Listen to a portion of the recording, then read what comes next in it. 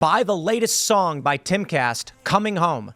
Go to getcominghome.com, buy the song on iTunes, and with your support, we will smash those Billboard charts. This is the big news. We got the Washington Post. Iran launched nearly 200 missiles at Israel, U.S. says, and we've got video of this. Let me see if this is the right one. No, that's more fun political stuff. This is much more serious stuff. We're going to play this video for you guys now.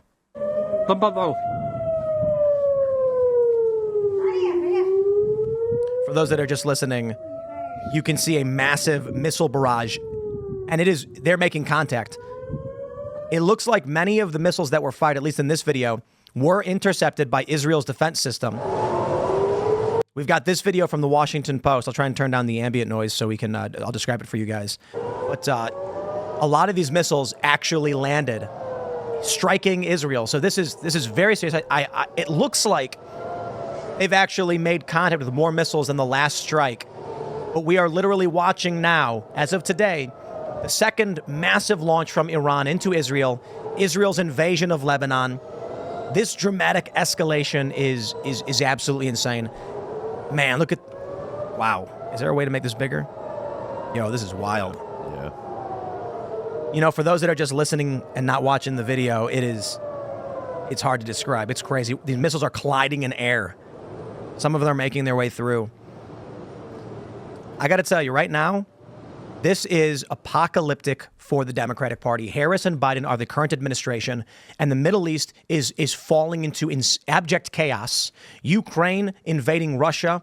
This is the closest we've been to World War III probably ever. I mean, maybe you can say Cuban Missile Crisis or something like this, but now we get the threat of China and Taiwan.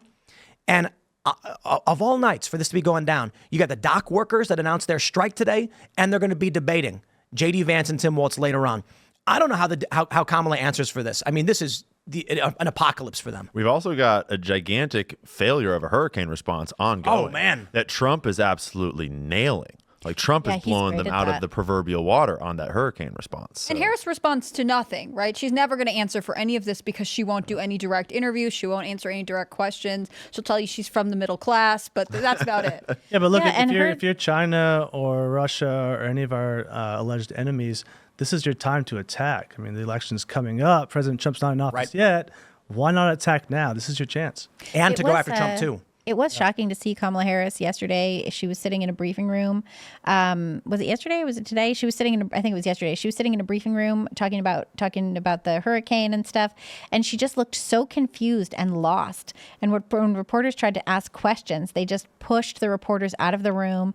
They wouldn't let them get in there and say anything. And she just looked so confused. And it was a little bit terrifying to think that that's who could be heading the country. If Tim Walz pulls out a good answer pertaining to this crisis at this debate, I will be surprised. If he pulls out a good answer pertaining to just about anything, I would be surprised. I wouldn't underestimate him. You know, that was a mistake that was made in the last debate. Kamala got under Trump's skin. Yep, 100%. And she still lost. I'm sorry. Look, I know people are going to be like, how could you say that? Everyone agrees Kamala won. No, she never articulated a position. So the voters were like, we get it. Trump's a hothead. But what are you going to do for us? And then Trump didn't articulate a position either. But he's still a billionaire businessman that people think is going to be better for the economy. Kamala needed that opportunity to go after Trump and say, here's why my economic plan is better. And all she did was insult Trump. Well, liberals heard it as confirmation bias. Like, I live around a lot of liberals, and they all were like, oh, my God, she annihilated him. Sure. They're like, yeah, okay. Yeah, but hold on. When you watch interviews with Biden or Kamala, it's a disaster, right? No one wants. It's painful to watch. But they go on to the debate stage, and somehow they perform. So well. They perform when they're allowed to lie with no fact checking, and then their fact checkers are helping. Well, and they're injected with some play cover. But listen, I understand that liberals are going to say, of course, Kamala won, right? Because they always will. But when you look at the poll of moderates and independents, even CNN, they did a flash poll and found that there was a massive shift, double-digit shift towards Trump in terms of the economy and immigration. And those are the two biggest issues right now in this election. So Kamala Harris they can trust her. She can look nice. I tell you this, people vote with their wallets. Yep. Yeah, she got absolutely no post-debate bounce for all of the winning that she supposedly did. And while it looked like a win that night, you know, she did look better. She did perform pretty well. She was calm and cool, where Trump got a little pissed off, you could say. By the next morning, everyone was like, wait a minute, she didn't win that debate. What are you talking everyone about? knows that she's a fairly smooth-talking politician, even if she says just gibberish, right? She wears her suit. I don't think she is, says. though, in most interviews. And she wears her suit, she wears her earrings, she stands for the photos. Like, she can do that. We all know that. But her objective during that debate should have been to deliver specific information about her policies, because that's what voters kept saying over and over again in polls. The reason we are not sure if we're going to vote for her is because we don't know what her values are. We don't know what she's offering us. And so, yes, maybe she got a couple good moments where she riled Trump up. If that's the win, then sure, she won. But she missed the opportunity that her campaign actually needed. And what I find fascinating about this debate is, whereas the last one sort of for a lot of people felt like it was 3-on-1, it was the moderators and Kamala versus Trump. Apparently, the moderators are not going to fact check this time. It's up to Vance and Walz to fact check each other, which really becomes sort of this dominance race. I mean, who can keep each other on message and hold their feet to the fire when it comes to certain questions that, you know, I think they'll avoid. Also, who knows the most stuff? Mm-hmm. Yeah, I think the reason for that is because actually a lot of the bad press that Kamala got was probably because so many people noticed that 3-on-1. And I think people are far more likely to change their opinion based upon the corruption they're seeing than based upon like the actual words that were exchanged in a kind of That was a big deal. There were a lot of headlines that I think were that's like why this debate is different now. Yeah. Is because they realized how bad of a move that was. Yeah. What if the October surprise is full-scale escalation to the Middle East? I mean, we're deploying troops now. Yeah. We Tennessee deployed National more Guard, more troops are being deployed, right? So they sent a small contingent to evacuate U.S. citizens. Now you have the Tennessee National Guard. They What sent if the 700 700 National Guard out of 10,000. So October surprise is here. I don't know how. This is not going to benefit the Democrats in any kind of good way. This is disastrous for them. The war escalation that we're seeing. I mean, look, Israel invading Lebanon was bad. And we just sent another $8 billion to Ukraine the other day. Yep. Mm-hmm. Me, you know what I love? Someone made a meme that's really funny, and I saw liberals posting this too, so you know it's good. And it was North Carolina, but it says Ukraine on it, and it was like Then you would fund us. It's right. It's like you always see these memes where it's like we figured out a way to get the aid.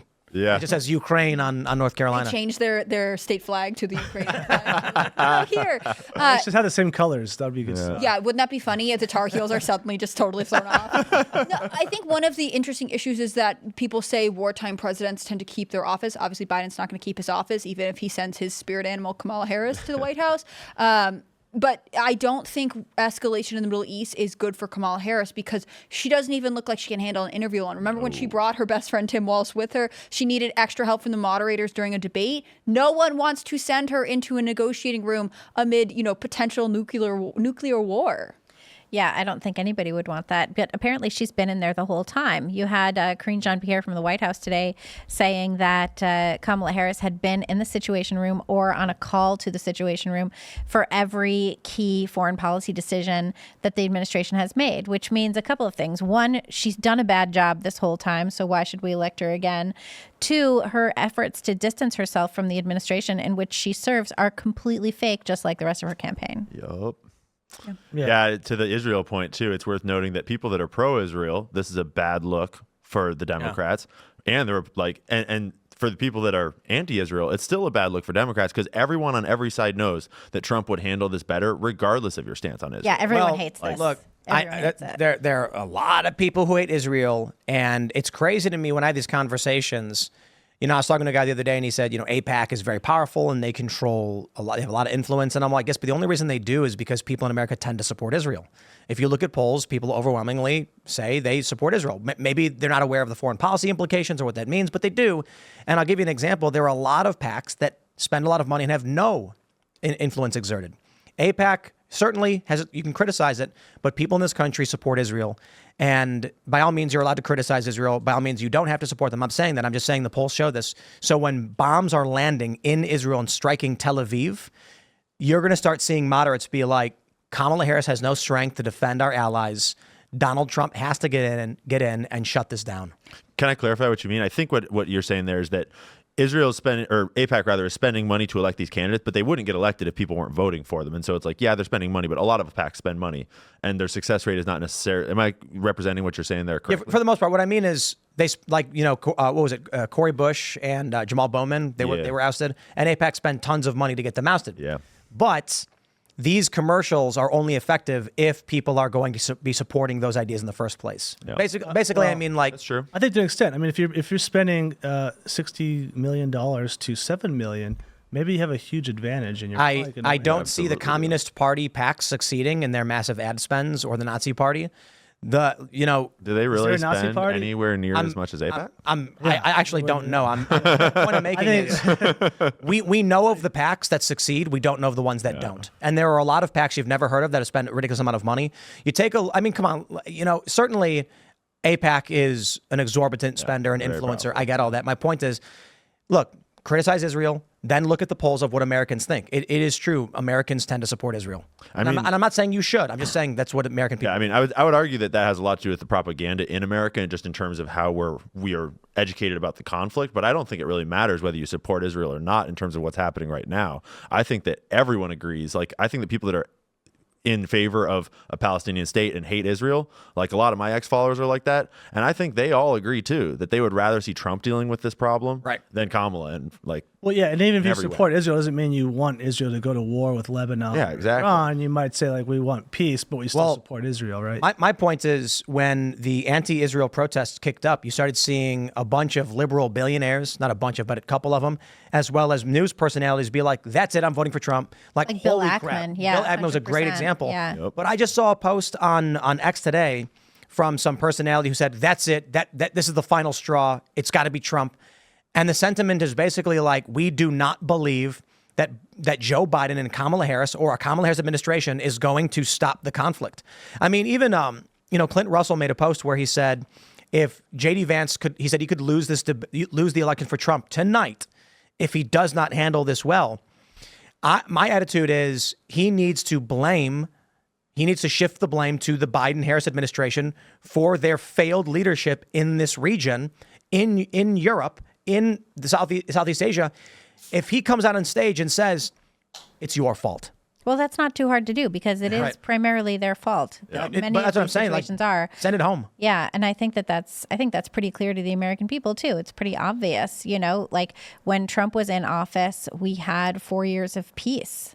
There were little things here and there, but now we've got serious problems and serious threats to our own sovereignty in terms of domestic policy, and threats to our sovereignty from foreign policy. That's a disaster. 100%. Thanks for checking out this clip from Timcast IRL. Make sure to watch the show live Monday through Friday at 8 p.m. Subscribe to this channel, and we will see you all there.